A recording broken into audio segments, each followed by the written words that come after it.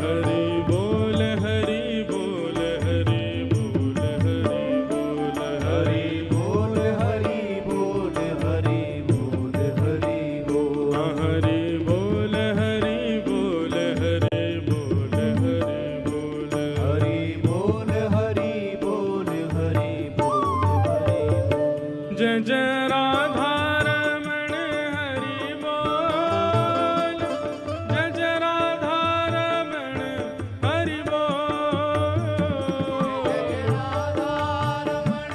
भाव से गाओ करताल बजा के गाओ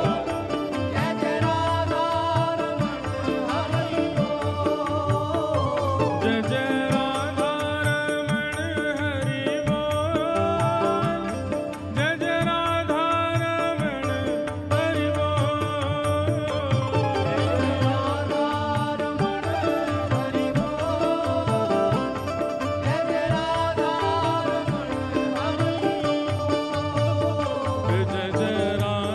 रमण हरि बोल जय जय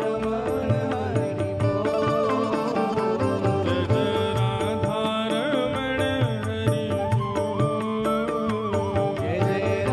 बोल जय जय राधा रमण हरि बोल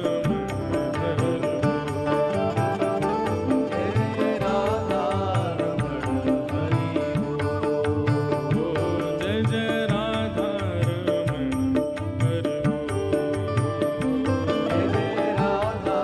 रमण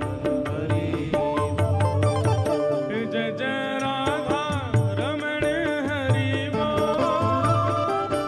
जय जय राधा रमण हरि बोल जय जय राधा रमण हरि बोल जय जय राधा रमण हरि बोल जय जय राधा रमण हरि बोलो वृंदावन बिहारी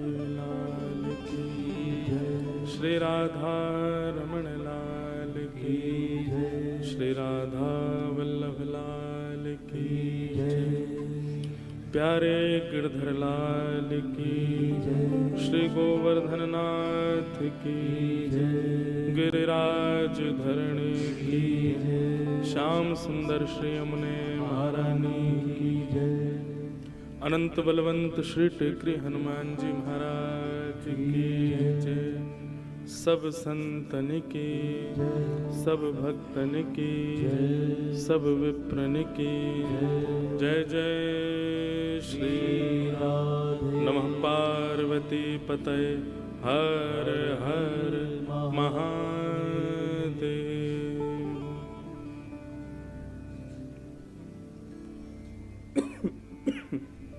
हरि शरणम। परम मंगल में प्रात प्रखलेश्वर अकारण करुणा वरुणालय भक्तवांशा कल्पतरु तड़िद्युत विनिंदित पीतांबरधारी श्री बालकृष्ण लाल की वांगमयी शब्दमयी प्रतिमूर्ति हम आप सबके मध्य में विराजमान श्रीमद् भागवत महापुराण को बारंबार प्रणाम। मंच पर विराजमान समस्त विप्रवृंद, समस्त गंधर्वजन और आप सभी श्रोता भाई बंधु मातृशक्ति मित्र बालक सबको मेरा बहुत बहुत जय श्री कृष्ण, जय सिया राम, जय श्रीमन नारायण। ठाकुर जी की अनंत कृपा के महती कृपा के फलस्वरूप हम आप सब लोग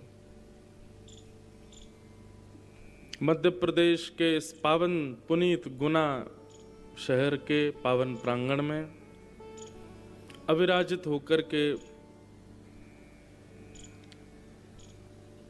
कलयुग में भगवत प्राप्ति का सर्वोत्कृष्ट साधन श्रीमद् भागवत सत्संग श्रवण कर रहे हैं। ये हमारा परम सौभाग्य है। सामर सिंघा परिवार और आप सभी गुनावासियों के अनंत प्रेम के फलस्वरूप भागवत जी यहाँ पधारी हैं। आज द्वितीय दिवस यहाँ प्रारंभ हो रहा है। भाग्योदयेन बहुजन्म समर्जितेन सत्संग मम च लभते पुरुषो यदा वै अज्ञान हेतु कृतमोह मदांधकार नाशम विधाय हितदोदयते विवेक।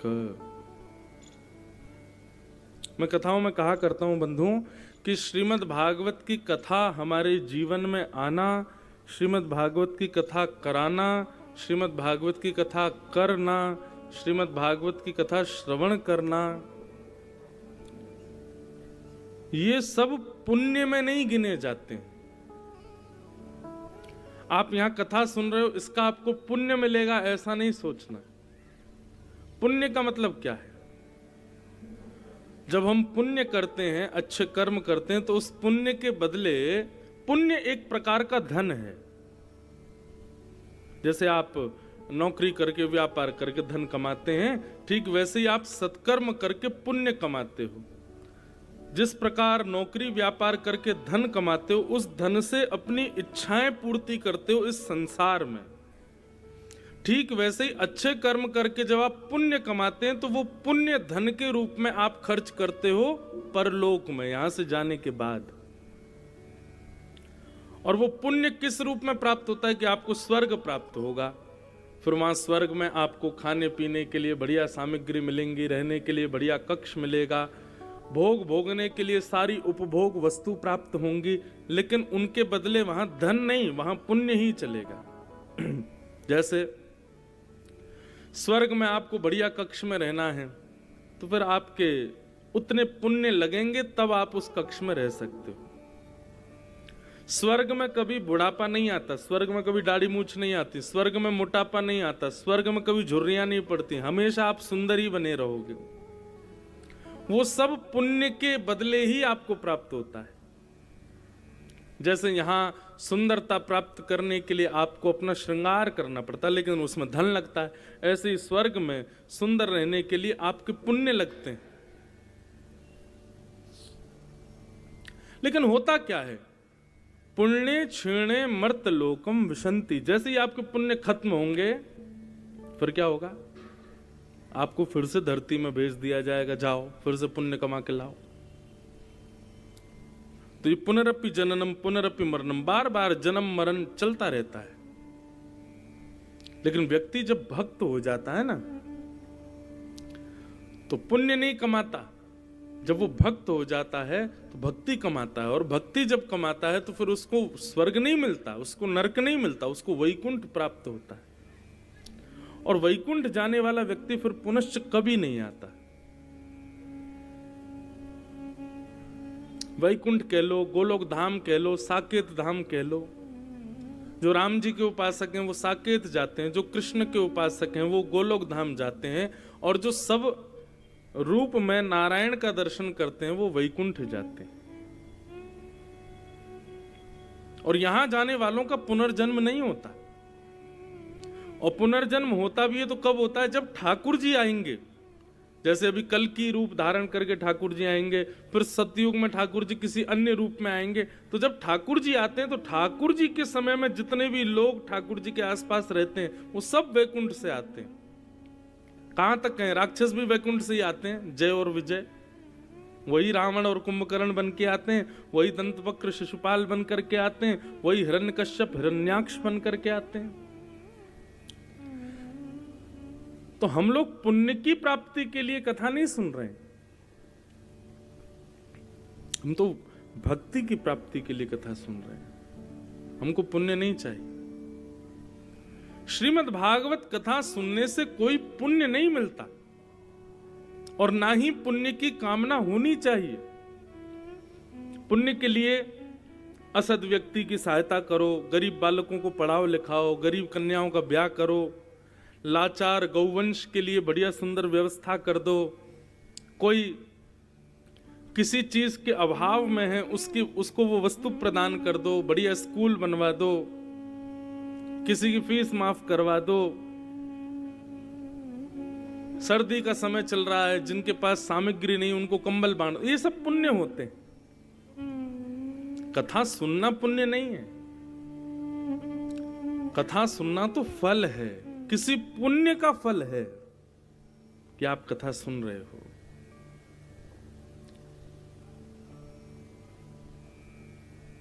कथा पुण्य नहीं है। और अगर आप इसको पुण्य के रूप में स्वीकार कर रहे हो तो बहुत बड़े लाभ से वंचित हो रहे हो। मतलब खरीदी तो आपने 80 लाख रुपए की मर्सिडीज, लेकिन भर के ला रहे हो उसमें गौशाला से गोबर, भर के ला रहे हो उसमें भूसा, ऐसी बात हो जाएगी। मिला तो आपको चांदी का कटोरा है, लेकिन उसमें केवल मिट्टी भर करके रखते हो, ऐसी बात हो जाएगी। अगर आप कथा से पुण्य की कामना कर रहे हो तो पुण्य नहीं। भागवत तो फल है, कथा सुनना एक स्वयं में फल है।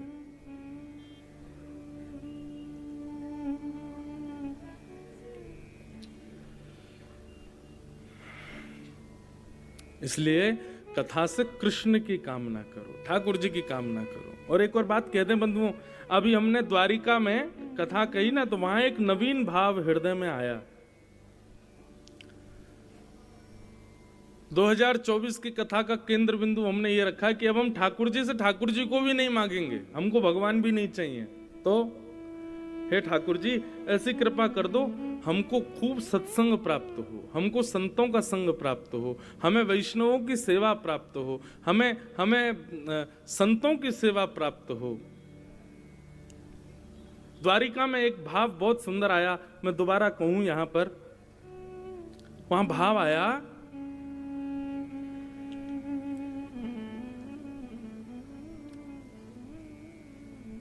ठाकुर जी अपनी सेवा में जब किसी को, मैया अभी विराज जाओ, कथा के बाद आ जाइयो है, अभी कथा सुनो। और भी कोई अगर आने के इच्छुक हो ना, तो आप लोग उनको बता देना, बोले अभी बैठ जाओ, कथा के बाद में जाना, हाँ अभी कथा सुनो। क्या बता रहा था मैं? हाँ, तो द्वारिका में एक भाव आया, जिस प्रकार हमने कोई बड़ी फैक्ट्री बनाई या कोई बड़ी सामग्री लगाई या कोई व्यक्ति कुछ बड़ा बनाता है, तो वहां पर कार्यकर्ता रखता है और कार्यकर्ता के लिए वो अखबार में निकलवाता है, जगह जगह निकलवा देता है कि भाई हमको कार्यकर्ता की जरूरत है, हमारे पास जॉब है, आपको करनी हो तो आ जाओ। तो व्यक्ति अपने इंटरव्यू देने जाते हैं, इंटरव्यू नहीं भी दें तो आते हैं कि महाराज हमको कोई काम दे दो।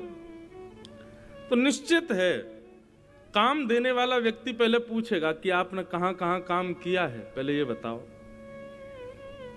बताएगा महाराज जी मैंने ग्वालियर में वहां काम किया, झांसी में वहां काम किया, उज्जैन में, इंदौर में वहां काम किया। जब हमें पता चल जाता है कि 4-5 जगह ये काम कर चुका है, तब हम उसको नौकरी पर रखते हैं। अच्छा ठीक है, तुम एक्सपीरियंस्ड हो, ठीक है हमारे यहां संभालो। लेकिन कोई व्यक्ति आकर के कहे कि काम धंधा तो हमने कहीं कुछ नहीं किया, हम तो सीधे आपके पास ही आ गए, तो उसको रखने में हिचकिचाहट होती है। बोले कहीं बिगाड़ दिया तो, कहीं इसने सब सर्वनाश कर दिया तो, फिर भी बहुत पीछे पड़ेगा, तो हम उसको ऐसा काम देते हैं कि वो बिगड़ भी जाए तो कष्ट इतना ना हो। ये तू एक काम कर, तुम ना बाहर वहां पर वो गैया हैं, उनका गोबर ही उठाता रही हो, हैं यही काम कर ले। ठीक वैसे ही बंधुओं, मुझे ऐसा लगता है कि हम सीधे ठाकुर जी के पास जाएंगे, ठाकुर जी से कहें ठाकुर जी हमको अपनी सेवा में रख लो। ठाकुर जी कहेंगे एक्सपीरियंस बताओ अपना, कहां कहां की सेवा करके आए हो, कितने संतों की सेवा करी तुमने, कितने वैष्णवों को भोजन कराया तुमने, कितने संतों की चरण रज माथे से लगाई तुमने। हम कहेंगे ये सब तो गुरु कहीं नहीं किया हमने। ठाकुर जी बोलेंगे तो एक काम कर, तू बाहर द्वार पर खड़ा रहे, वहीं तेरी सेवा है, क्योंकि एक्सपीरियंस ही नहीं है तुम्हारा। लेकिन आप अगर ठाकुर जी के पास जाओ, ठाकुर जी से कहो हमको अपनी सेवा में ले लो, ठाकुर जी कहेंगे बताओ कितने वैष्णवों की सेवा की। बोले महाराज जी वृंदावन से वो आते हैं, उनकी हमने खूब सेवा की। अयोध्या के वो महाराज जी आते हैं, उनके खूब चरण धोए हमने। वो एक महाराज जी हैं, उनके साथ हमने खूब नर्मदा यात्रा की है, हमने वहाँ हरिद्वार में कुंभ में जाकर के इतने संतों की सेवा की है। जब ठाकुर जी को आपके एक्सपीरियंस पता चलेंगे कि वाह भैया इसने तो खूब संतों की सेवा करी, तो ठाकुर जी कहेंगे अच्छा एक काम करो, आओ तुम हमारे चरणों में बैठ जाओ, चरण की सेवा तुम्हारी है, एक्सपीरियंस अच्छा है तुम्हारा तो तुम कर लोगे। तो भैया पहले एक्सपीरियंस तो ले लो, पहले अनुभव तो ले लीजिए जीवन में, तब तो ठाकुर जी प्राप्त होंगे। अभी हमारी स्थिति क्या होगी, हमको सीधे रघुनाथ जी चाहिए, सीधे हनुमान जी चाहिए। गिरधर जब अपनों करी जाने, अष्ट छाप के सखा कहते हैं कि ठाकुर जी आपको कब स्वीकार करेंगे। बोले गिरधर जब अपनों करी जाने, ताको मन भक्तन की सेवा, संत चरण रज सदा लुभाने। गिरधर जब अपनों करी जाने। और एक बात और कह दें, जो संतों को केवल दक्षिणा दे दे करके और उनको रिझाता रहता है कि ये प्रसन्न रहे हमसे, उसको भी ठाकुर जी नहीं मिलते। जिसने संतों की डांट खाई होगी, जिसने संतों की थोड़ी लताड़ खाई हो, संत ने एक आध बार घूसा दे दिया हो, तब समझो। अब ये नहीं कि कल 11 बजे मिलने आओ यो को महाराज जी घूसा दो हमें, तब हम अनुभवी माने जाएंगे, ऐसा नहीं।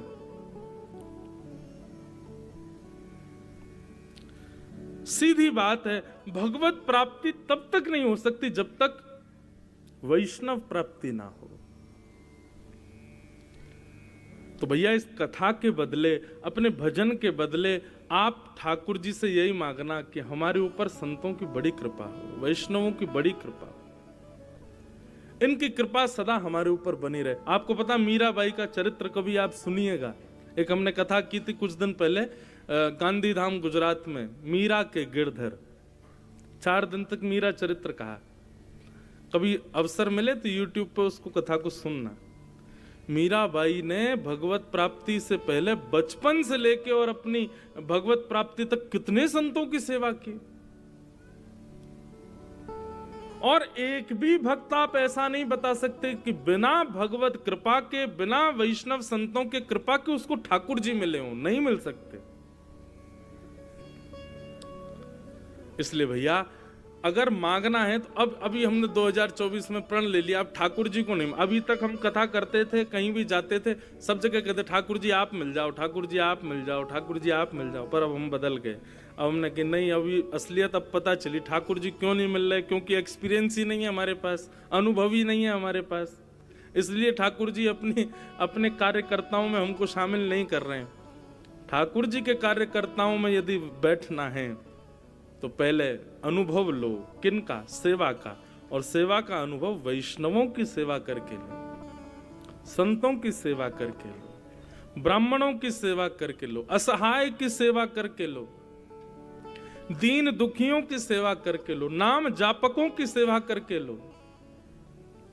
पता चल जाए महाराज की गुना में या गुना से 20-30 किलोमीटर की दूरी पर कोई संत आए हैं, आपका स्वभाव ऐसा हो जाना चाहिए कि कितना भी बड़ा काम हो, ठीक है 2 घंटा विलंब से कर लेंगे, लेकिन पहले उन संत को प्रणाम करके आएंगे, उनके लिए कुछ लेकर के, उनको कुछ प्रणाम, उनकी कुछ सेवा करके आएंगे।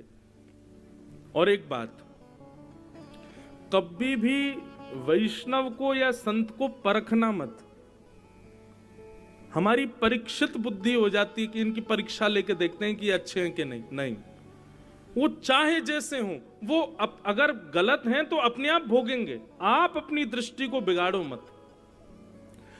इस बात पर प्रमाण ये है कि जब रावण संत का वेश धारण करके गया, क्या जगत जननी जानकी जी को पता नहीं था कि ये रावण है?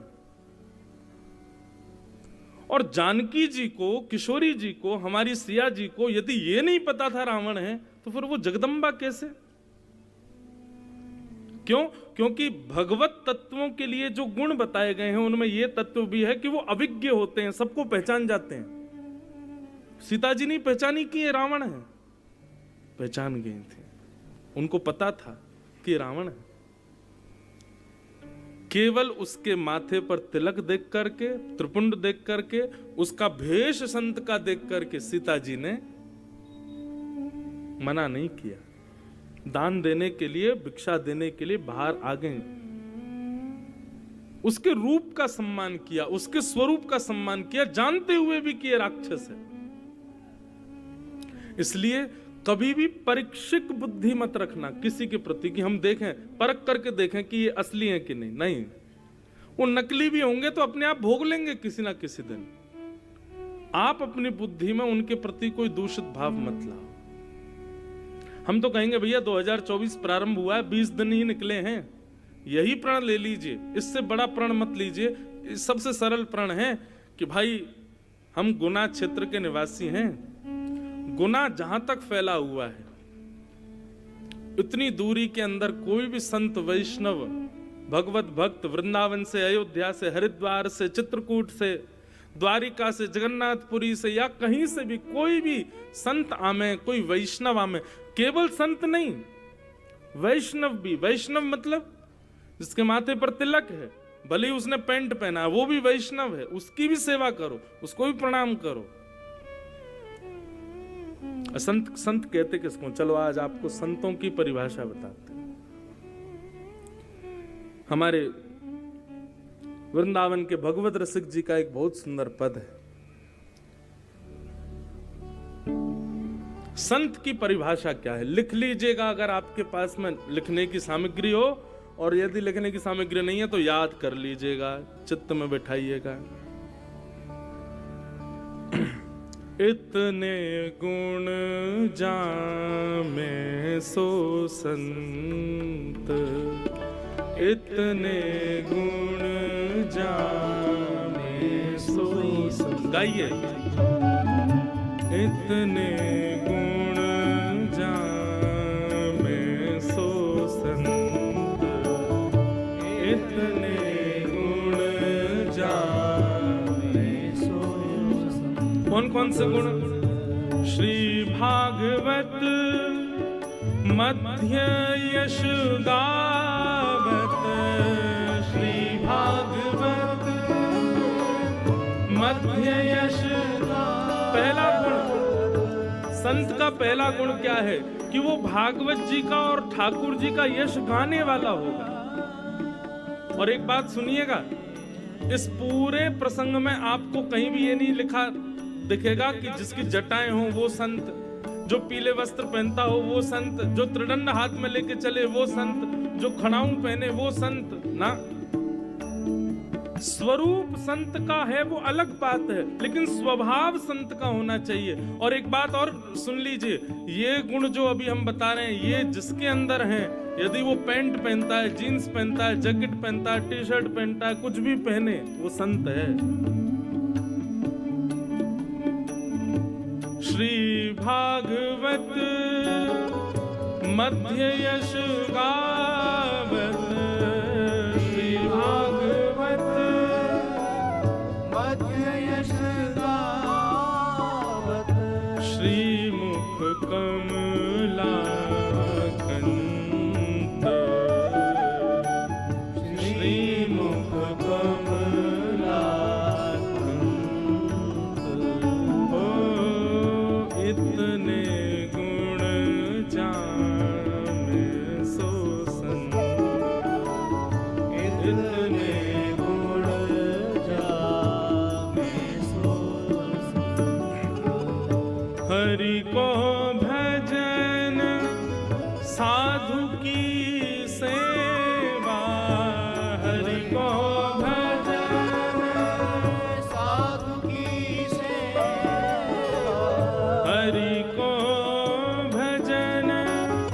साधु की सेवा, हरि को भजन साधु की सेवा, सर्वभूत परदाया,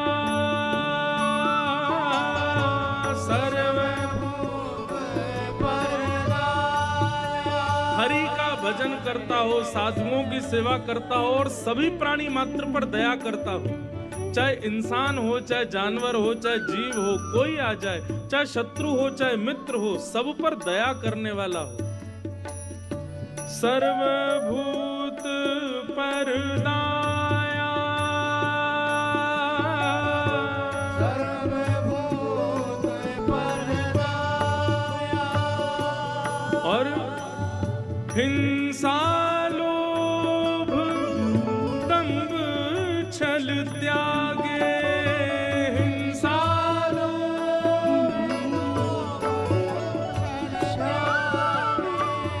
हिंसा लोभ दंभ छल त्यागे, हिंसा लोभ छल त्यागे।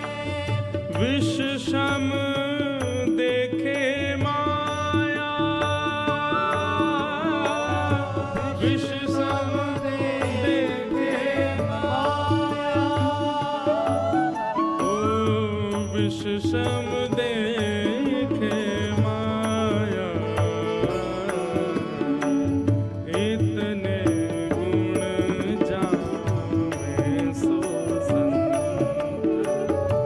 इतने गुण जाने सोई संत, इतने गुण जाने सो संत, इतने गुण जाने सोई संत। भगवत रसिक देव जी क्या कह रहे हैं? हरि को भजन साधु की सेवा, सर्वभूत पर दया, और हिंसा लोभ दंभ छल त्यागे। हिंसा से दूर रहे, लोभ से दूर रहे, दंभ यानी कि पाखंड से दूर रहे, छल का त्याग करे। विषम देखे माया, जैसे विष पता चलते ही कि इसमें विष है हम दूर हो जाते हैं, ऐसी संसार की माया को विष के समान मान करके दूर रहता हो। ये संत के लक्षण हैं। इतने गुण जामे सो संत, हाँ इतने गुण जामे सो संत, इतने गुण जाने सोई। बोलो संत भगवान की जय।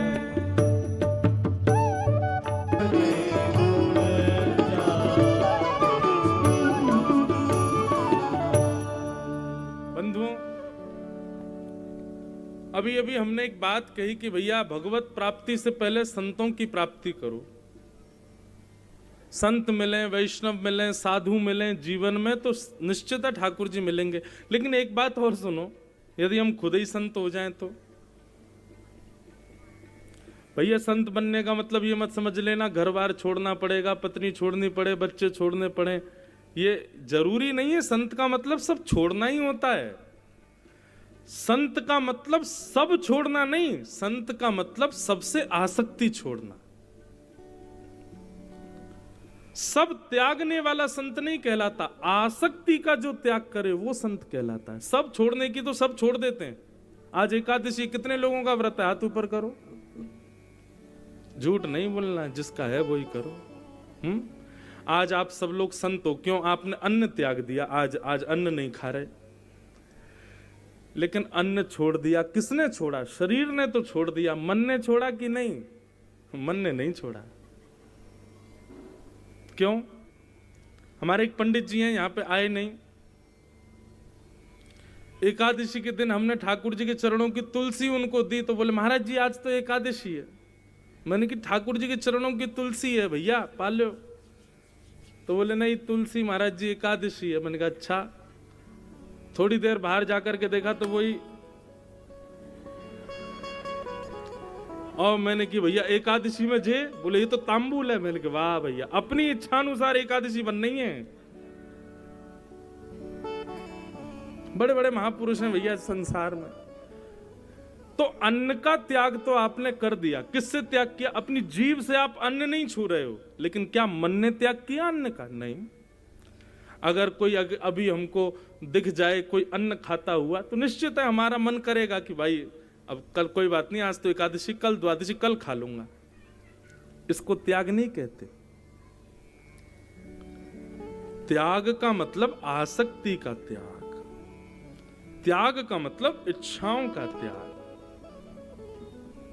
त्याग का मतलब अपने दूषित भावों का त्याग। वो एक कथा आती है कि दो मित्र एक साथ केदारनाथ जा रहे थे। एक मित्र ने किसी वैश्या को देखा और वैश्या को देख करके उसके मन में आया मैं फिर कभी चला जाऊंगा, तुम मेरी तरफ से प्रणाम कर आओ, मैं तो अब यहीं रुकूंगा, थोड़े कुछ दिन आनंद करूंगा। और वो एक मित्र वैश्यालय चला गया। एक मित्र बोला अरे राम राम राम, कितना गंदा आदमी, बताओ केदारनाथ जा रहे थे, रास्ते में ही वैश्यालय में चला गया। अब हुआ क्या कि एक मित्र तो पहुंच गया केदारनाथ, एक मित्र बैठा था वैश्यालय में। दोनों की स्थिति, शरीर तो है अलग अलग जगह पर, एक का पापी स्थान पर है, एक का पुण्य स्थान पर है, लेकिन दोनों की मन की स्थिति क्या थी कि जो वैश्यालय में बैठा था थोड़ी देर अपने विषय भोगों को भोग करके फिर वो मन में विचार करने लगा मैं कितना बड़ा पापी, विषय भोगों में आसक्त होकर के मैंने बताओ तीर्थ यात्रा छोड़ दी। मेरा मित्र कितना अच्छा, वो तीर्थ पहुंच गया होगा, ठंडी ठंडी हवा चल रही होगी, बर्फीले पहाड़ चारों ओर होंगे, ओम नमः शिवाय कहता हुआ जल डाल रहा होगा, शंकर जी का अभिषेक कर रहा होगा, शंकर जी का पंचामृत अभिषेक कर रहा होगा, सिर पर त्रिपुंड लगाए बैठा होगा। अब ये सब बैठा तो वो वैश्यालय में, लेकिन सोच क्या रहा है कि मेरा मित्र केदारनाथ में कितना प्रसन्न होगा। और जो दूसरा मित्र केदारनाथ गया था वहां ठिठुर रहा था, कांप रहा था, शंकर जी पर जल डाल रहा था, बोले मैं कहाँ फंस गया पता नहीं, इससे बढ़िया तो मैं भी वैश्यालय चला जाता। अरे कहाँ, यहाँ इतनी ठंडी ब्यार चल रही है, भोजन की व्यवस्था नहीं है, रात में रहने के लिए कोई कक्ष नहीं है, अरे मेरे तो हाथ पांव फूल गए भैया, अब कब जल्दी नीचे जाऊं, कल जल्दी भगूं यहाँ से, अब मैं तो गलत फंस गया, मैं भी अपने मित्र के संगी चला जाता, कितना बढ़िया रहता। बताओ, दोनों में श्रेष्ठ तो खैर नहीं बोलूंगा, पर भावना किसकी ज्यादा अच्छी है? जो तन से दूषित स्थान पर है पर मन से शुद्ध है, उसकी भावना अच्छी है। पर तन से शुद्ध स्थान पर है लेकिन मन से अशुद्ध भाव रख रहा है, वो शुद्ध है क्या? नहीं।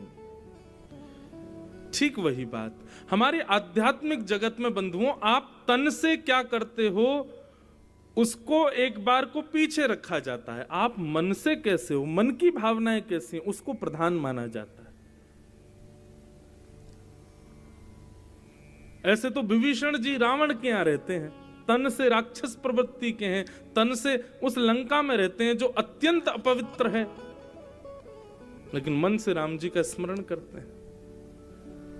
वैसे तो मंथरा रहती अयोध्या में है जो परम पवित्र है, परम पुनीत है, तन से तो निरंतर राम जी का दर्शन करती है, उसी महल में रहती है जहां राम जी रहते हैं।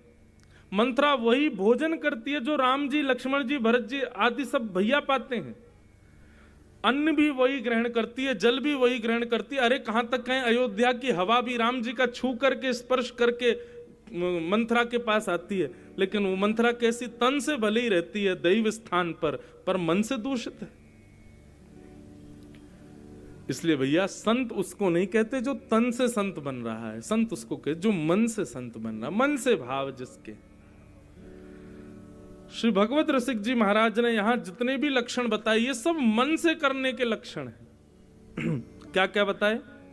हरि को भजन, साधु की सेवा, सर्वभूत पर दाया। हरि का भजन करे, साधुओं की सेवा करे और सब पर दया करे। और हिंसा, लोभ, दंभ, छल त्यागे, विषम देखे माया, इतने गुण जामे सो संत। फिर क्या बता रहे हैं? बोले सहनशील आशय उदार अति। सहनशीलता आज की डेट में बंधुओं, व्यक्ति काम रहित हो जाता है, लोभ रहित हो जाता है, व्यक्ति विषय रहित हो जाता है, लेकिन सहनशील बिल्कुल भी नहीं है। आपने कोई सहनशील व्यक्ति देखा? आप कहोगे नहीं देखा। क्यों? क्योंकि आप खुद भी तो नहीं हो। हम दूसरों में गुण देखने चले हैं कि उसमें सहनशीलता है कि नहीं। खुद को देखो, खुद में है नहीं। कितना सहन कर सकते हैं हम? बिल्कुल भी नहीं। और सबसे बड़ी असहनशीलता क्या है कि हमारे अवगुणों को कोई हमसे कह दे, ये तो हमसे बिल्कुल सहन नहीं होता। कोई अगर आपसे आकर के कह दे, भैया तुम बड़े लोभी से लगते हो हमको, पत्थर कहां मूड फोड़ूं इसका, लोभी लगते हैं हम तुमको। लेकिन हम पे बड़ी कृपा, भागवत कथा करते करते हम बड़े सहनशील हो गए। जरूरी नहीं है सब अच्छा ही अच्छा बोलते हैं हमारी कथा पे। कई लोग बहुत गंदा भी बोलते हैं, बोला अरे आप तो ऐसे बोलते हो, अरे आप तो इसके लिए कथा करते हो, आप तो यूं करते हो। ठीक है, जैसा जिसकी मर्जी। बोलो, सहनशीलता इसको कहते हैं तितिक्षव, सहनशील। सहनशील बनना बहुत कठिन काम है बंधु, लेकिन बन जाए तो धीरे धीरे सारे गुण आते जाएंगे यदि सहनशीलता आ गई तो सहनशील। अब सहनशील कैसे बना जाता है, ये कल या परसों के प्रसंग में आएगा, कपिल देवभूति संवाद, वहां हम सुनाएंगे आपको। सहनशील आशय उदार अति। संत का लक्षण क्या होना चाहिए? बोले अतिशय उदार। एक तो होता है सामान्य उदार। उदार किसको कहते हैं? उदार मतलब जो बहुत न्योछावर कर देता है, स्वयं को भी देने को राजी हो जाता है, पूर्ण रूपेण आपके ऊपर प्रसन्नता, ऐसे इस प्रकार आपसे व्यवहार करेगा जैसे आप उसको कितने जन्मों के साथी हो। आशय उदार अति। और धीरज सहित विवेकी। धीरज किसको कहते हैं? धीरज मतलब थोड़ा धैर्य रखे। और विवेकी, विवेकी मतलब जल्दीबाजी ना करे, सही गलत की पहचान करके निर्णय लेता। ये संत के लक्षण। सत्य वचन सबको सुखदायक। सत्य तो बोलता है, लेकिन कैसा सत्य बोलता है? जो सबको सुख दे, ऐसा सत्य बोलता है। मैंने बीच में कथा में कहीं कहा था, खूब लोगों ने उसको वीडियो को निकाल के डाला सब जगह, कि हमारे शास्त्र कहते हैं सत्यम ब्रूयात, सत्य बोलो, लेकिन सत्य भी कैसा बोलो? प्रियम ब्रूयात। कभी कभी ऐसा सत्य नहीं बोलना चाहिए कि सामने वाले को बुरा लगे। कई बार ऐसा होता है कि हमारे पास लोग आते हैं, एक बार कोई आए, बोले महाराज जी, ये गुनाह की बात है, पिछली कथा की बात। अब मैं आप लोग, मेरे पास वीडियो नहीं तो वीडियो बनाई है। एक वृद्ध से थे, शायद पता नहीं अभी वो होंगे भी कि नहीं, थोड़े वृद्ध से, तो 2 लोग उनको लेके आए थे कक्ष में। वो बोले कि महाराज जी हमको, मैं हवेली संगीत गाता हूँ। मैंने कहा अच्छा। बोले आपको कुछ सुनाना है? मैंने सुनाओ। अब बेचारे बहुत वृद्ध थे, हाथ पांव कांप रहे थे, तो आवाज तो और भी ज्यादा कांप रही थी उनकी। जब उन्होंने गाना शुरू किया तो हमको कुछ समझ नहीं आया क्या गा रहे हैं, बस वो ऊपर नीचे आलाप लेते रहे। अब स्थिति तो ये हो गई उनका गायन सुन के कि हमारी हंसी नहीं रुके, लेकिन मैं यही बैठा रहा। अब फिर उसके बाद उन्होंने पूछा महाराज जी कैसा लगा? मैंने बहुत सुंदर, आपने इतना अच्छा गाया, मन प्रसन्न हो गया। अब वहां मैं सत्य बोल दूं कि महाराज आपकी आवाज कांप रही है, समझ नहीं आ रही है क्या गा रहे हो, ऐसा लग रहा है ठिठुरते हुए पानी में किसी को बैठा दिया हो, ऐसा थोड़ी। सत्य बोलो, लेकिन सत्य बोलने से पहले विचार करो कि मैं जो बोलने वाला हूं वो प्रिय है कि नहीं। अप्रिय सत्य नहीं बोलना चाहिए। और कभी कभी आप लोग कहेंगे महाराज जी किसी को सुधारने के लिए बोलना हो तो एकांत में बोल दो, थोड़ा गले लगा करके, थोड़ा गलवैया दे के, बिल्कुल शांति से बैठा के, चाय पिला के, तब उसको 2 बात बोल दो, भाई देख ऐसे नहीं, ऐसे करो इसको, बहुत बढ़िया, तुम 1 नंबर आदमी हो तो कोई दिक्कत नहीं है, बस इसको ऐसे नहीं ऐसे करो।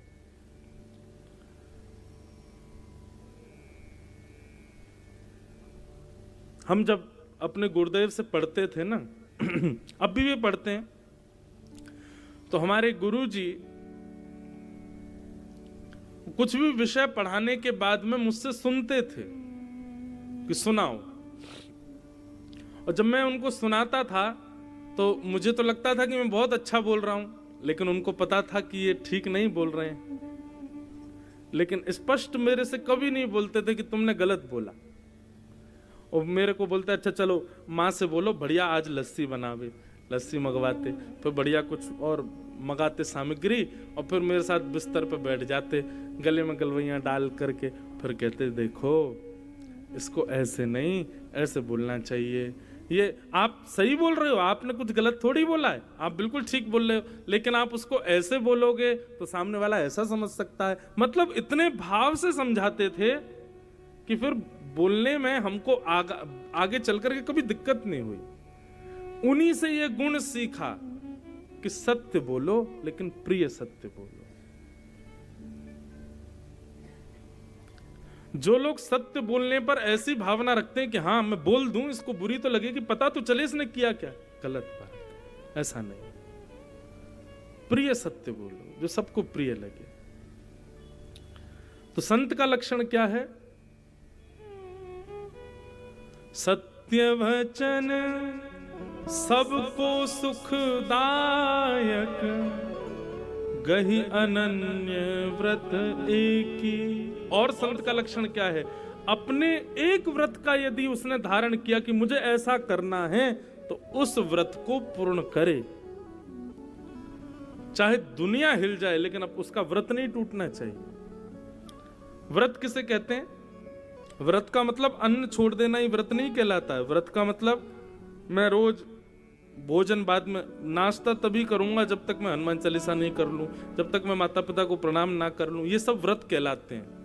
प्रतिज्ञा, अपने व्रत का पूर्ण पालन करे। और संत के लक्षण क्या है? बोले इंद्रिय जीत अभिमान न जाके, अपनी इंद्रियों को जीते, अपनी समस्त इंद्रियों पर अपना वश रखे, और हृदय में बिल्कुल भी अभिमान ना करे।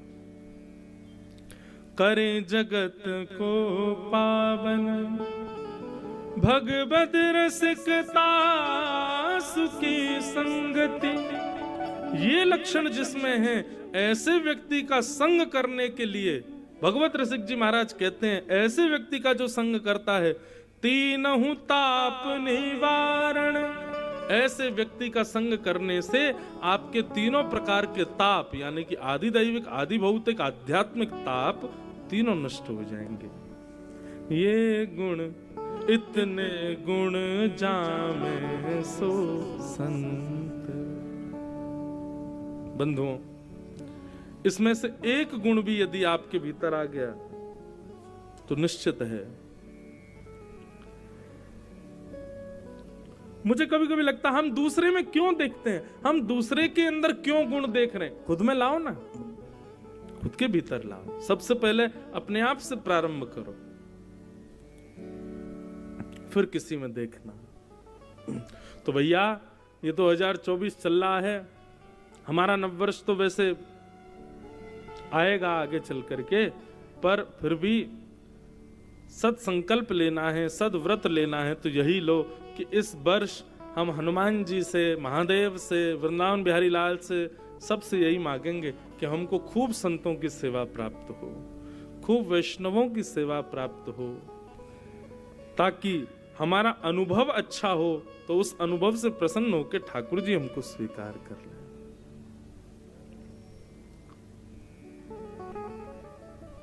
कोई नाम जप तो करता है, ठाकुर जी की सेवा तो करता है, बाकी सब नियम, लेकिन कोई संत महापुरुष आ जाए तो उनकी सेवा में उसकी निपुणता नहीं है, तो निश्चित मानिए भगवत मिलन में वही आपकी बाधा बन जाएगा कि आपको संतों की सेवा प्रिय नहीं है।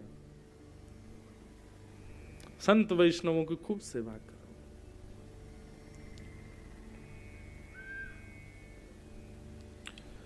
श्रीमद् भागवत जी का महात्मा हम लोगों ने कल श्रवण किया। अब प्रथम स्कंद में आज प्रवेश करते हैं। श्रीमद् भागवत जी का प्रथम श्लोक। सच्चिदानंद रूपाय विश्वोत्पत्त्यादिहेतवे तापत्र विनाशाय श्री कृष्णाय वयं नमः। जन्माद्यस्य तोऽन्वयादितरतः चार्थे स्वविज्ञस्वराट् तेने ब्रह्म हृदय आदिकवये मुह्यन्ति यत्सूरयः तेजो वारिमृदां यथा विनिमयो यत्र तृषगो मृषाः धाम्ना स्वेन सदा निरस्तकुहकं सत्यं परम धीमहि। भागवत जी का प्रथम श्लोक है। जन्माद्यस्य तोऽन्वयादितरतः। बहुत ध्यान से सुनिएगा। मैं कथाओं में कहा करता हूं बंधुओं, भागवत जी के 18,000 श्लोकों में प्रथम श्लोक के प्रथम शब्द और 18वें 1000वें श्लोक का अंतिम शब्द यदि दोनों मिला दिए जाएं तो पूरी भागवत का सार समझ में आ जाएगा। श्रीमद् भागवत के प्रथम श्लोक का प्रथम शब्द क्या है? जन्म। और श्रीमद् भागवत के 18,000वें श्लोक के अंतिम शब्द क्या है? अंतिम श्लोक कैसे? नाम संकीर्तनम यस्य सर्व पाप प्रणाशनो प्रणामो दुख समनस्तम नमामि हरिम परम। तो हरिम परम प्रथम शब्द भागवत का जन्म और अंतिम शब्द भागवत का हरिम परम। हमारा जन्म का गंतव्य क्या है? हमारे जन्म का उद्देश्य क्या है? कभी पूछा आपने खुद से? हम लोग इतने बड़े बड़े उम्र के होके बैठे हैं, आज तक हमने कभी खुद से पूछा कि हम लोग क्यों जन्मे? माता पिता ने हमको जन्म क्यों दिया? ऐशो आराम करो, धन कमाओ। कौन नहीं कमा रहा? सुत दारा और लक्ष्मी पापी के भी हो, पापी भी धन कमाता है। आप कहोगे माता पिता ने हमको जन्म इसलिए दिया। आप जो भी निकाल करके लाओगे वो सब ने किया है, और आप नहीं करोगे तो क्या वो कार्य होगा? नहीं, कोई और करेगा। अपना उद्देश्य कभी पूछा हमने खुद से? कभी नहीं। श्रीमद् भागवत जी पहले ही उद्देश्य क्लैरिफाई कर देती हैं। अगर आप भागवत जी के पंडाल में बैठे हो तो आपका एक ही उद्देश्य है, हरिम परम। ये जन्म मिला है, इसका गंतव्य है, इसकी डेस्टिनेशन है हरिम परम, परम हरि के चरणारविंद। मृत्यु नहीं है हमारी गंतव्य, मृत्यु नहीं है हमारा गंतव्य। स्कूल जाने वाला बालक, उसका गंतव्य क्या है? छुट्टी कब होगी? ये कोई बात है? अरे वो पहले पीरियड से यही इंतजार कर रहा है कि कब घंटी बजे, कब घर जाऊं। तो ऐसा बालक कभी नहीं पढ़ पाएगा। बालक स्कूल जाए और उसका गंतव्य क्या होना चाहिए? विद्या अर्जन।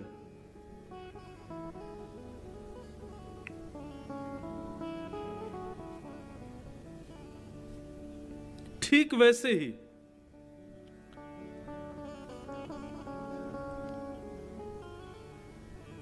स्कूल की घंटी बज जाए उससे पहले टिफिन पूरा करना है, नहीं तो घर जाके मां मारेगी, टिफिन नहीं खा के आया।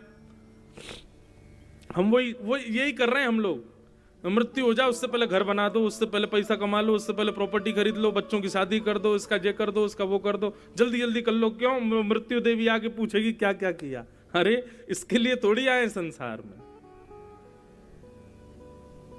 संसार रूपी इस स्कूल में आए हैं तो यहां अर्जन करने आए हैं। किसको अर्जन करने के लिए आए हैं? हरिम परम, परम हरि को अर्जित करने के लिए आए, उनको लेने के लिए आए।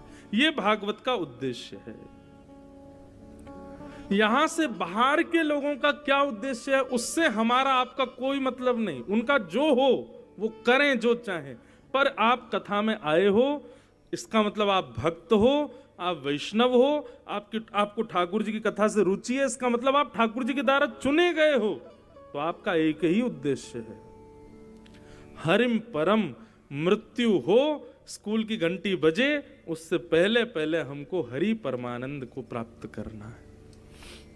हरिम परम, ठाकुर जी की शरणागति लेनी है, हमको भगवत प्राप्ति करनी है। यही भागवत का उद्देश्य है। मैं कहा करता हूं कथा में कि श्रीमद् भागवत का पंडाल ये एक श्रृंगार घर है, श्रृंगार घर। यहां पर आने वाले आप सब लोगों का श्रृंगार किया जा रहा है, और श्रृंगार करता हम बैठे हैं, हमारे साथ गंधर्वजन बैठे हैं, ब्राह्मण देवता, सब श्रृंगार करता है। आप लोगों में से जो एकाग्र होकर के, श्रृंगार में भी तो एकाग्रता चाहिए ना। अब कोई काजल लगा रहा है आंख में और आप यूं यूं हिलते जा रहे हो तो वो फैल जाएगा, विचित्र लगोगे। आपके कोई श्रृंगार किया जा रहा है और आप एक निष्ठ नहीं हो, अपने मन को एकाग्र नहीं हो, हिलते डुलते रहोगे तो निश्चित है श्रृंगार बिगड़ेगा। श्रृंगार कराने के लिए तो एकाग्रता चाहिए ना। ठीक वैसे ही ये एक श्रृंगार घर है और यहां हम श्रृंगार करता है। आपको अपना श्रृंगार कराना है, उसके लिए आपको मन को एकाग्र करके बैठना पड़ेगा। और जब भागवत के श्लोकों से, भागवत के भावों से हम आपका श्रृंगार करेंगे, आप सुंदर दिखोगे। तो जिस प्रकार श्रृंगार घर में जाने से आपका कोई निज व्यक्ति आपके रूप से प्रसन्न हो जाता, अरे वाह आज तो बड़े सुंदर लग रहे हो। लेकिन इस श्रृंगार घर में यदि आपने अपना श्रृंगार कराया और इस श्रृंगार को करके जब आप यहां से जाओगे तो इस श्रृंगार पर केवल एक ही रीझेंगे और वह श्याम सुंदर, केवल ठाकुर जी रीझ जाएंगे। वाह बड़े सुंदर लग रहे हो, बड़े मधुर लग रहे हो भाई। तो हम श्रृंगार कराने आए हैं।